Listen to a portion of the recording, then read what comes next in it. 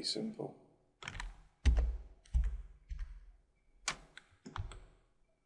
See there, we now have the sniper scope. Now, because with our sniper scope, all we really wanted to do was to create with this, I should say, was a hole all the way through it. And that will become obvious as to why we wanted to do that later on. Our edge that we have here, we're going to loop, is it going to ring? It's not going to do anything, that's not very helpful.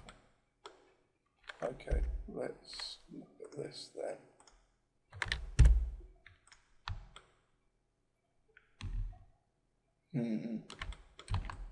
I've got a better idea how we can do this. Let's just delete that for a second, because that's not going to be very useful to us. We're going to select two edge loops here. And what I'm going to do is I'm not going to cap that surface, I'm actually going to bridge between it. And this is where having the inside Boolean is going to really help us. There you go, you see? That's worked absolutely beautifully. And if I now select these edges, hopefully that will do all of them. There we go. And I can possibly even rotate this so that it just evens out those edges a little bit. There we go. We will be putting rifling into this later on in the barrel, and we'll show you an interesting technique as to how to do that. But for the moment, what I need to do is just open that up. Now that's actually provided me with a little bit of a problem, because some of our geometry further in is showing through. So what we're going to do is we'll select this edge, and are we going to be allowed to ring select it? No, this could be a very painful process if we can't ring select. So what we're going to do in that case, make sure our ignore backface is on. I'm going to change my selection type to a brush, change that to window crossing, and let's just do it this way around, shall we? Oh yeah, and we'll do a brush selection. There we go. Well, that's solved that problem fairly quickly and easily, hasn't it? Going back to my wireframe mode, I'm now going to quite simply connect this. Probably, yeah, that's really where I want to do it twice. Let's pinch these together, and this is where the placement tool is so useful. I can just pinch these together a little bit more, slide them, pinch, slide, yeah, that'll do. Gosh, job done. So with these, all it's going to leave me to do is select that in a ring, select the loop, and scale that down very slightly. There we go, so that matches F3. Yeah, we now no longer have any intersecting geometry in there, and that starts to make a very interesting sniper scope. Next thing I want to do is put a little bit of detail, put a little bevel on this edge. So I'm going to loop that. I'm going to go to my chamfer settings. I don't want anything quite this drastic. So that will do for that. And interestingly, if you want to make a rounded bevel, start off with a simple chamfer like this.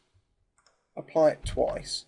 You'll notice here we've overcrossed, so all you have to do is just make that a little bit smaller, and voila, we now have a very nice little rounded bevel on there. And you can do that as many times as you want, really. It's a nice little technique. Now, we've obviously had some problems at this end as well, so I'm going to go around and just briefly select these faces because they seem to have messed up in quite a royal fashion. Again, Pro Booleans is good. Doesn't beat anything by hand though.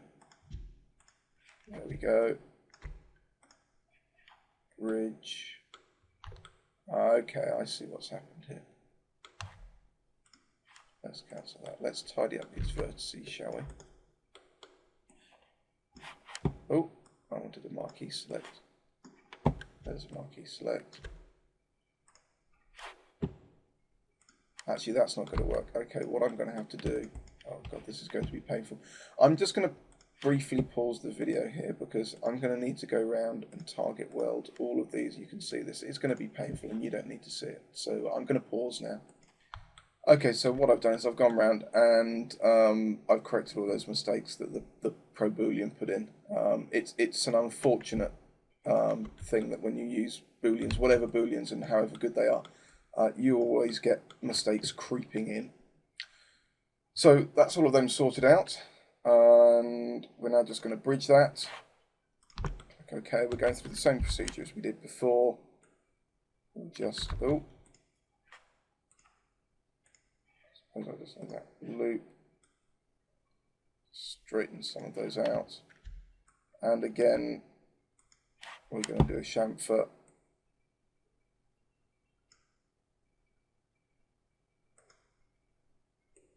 Make it a double chamfer and just put that little bevelly bit in there, and that's going to look all fine and dandy. So you can see now, hopefully, that we're getting a lot more detail creeping in. I'm not actually going to do any more modelling on this section of the sniper scope yet at the moment. Everything I'm going to be adding on to this is going to be separate geometry from now on, so I can place this back in a sort of a pretty much the basic position where it should be.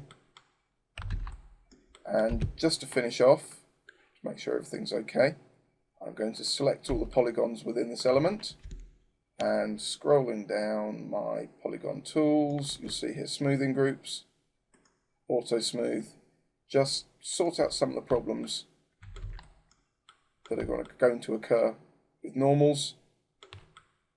And that's great, I can now move on. So that's the end of this section of the tutorial. In part 3, what I'm going to do is I'll look at adding the control here and possibly making the block down at the bottom here. Okay, so we'll see you in the next one. Don't forget also, please do visit www.neatsphere.com. The address is in the bottom. Check us out. See if you like anything there. Cheers.